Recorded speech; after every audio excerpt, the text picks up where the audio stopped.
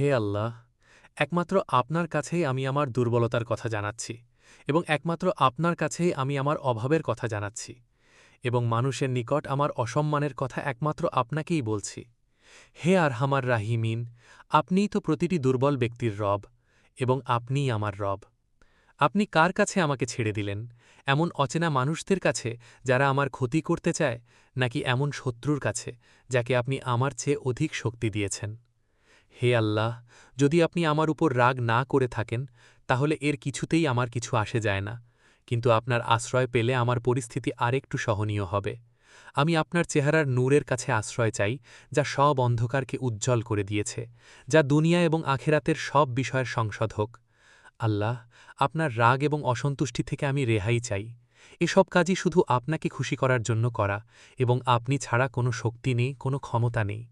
হে দয়াময়, আমার জীবনের প্রতিটি পদক্ষেপে আপনার রহমত বর্ষণ করুন, যেন কোনো অন্ধকার আমাকে পথভ্রষ্ট করতে না পারে।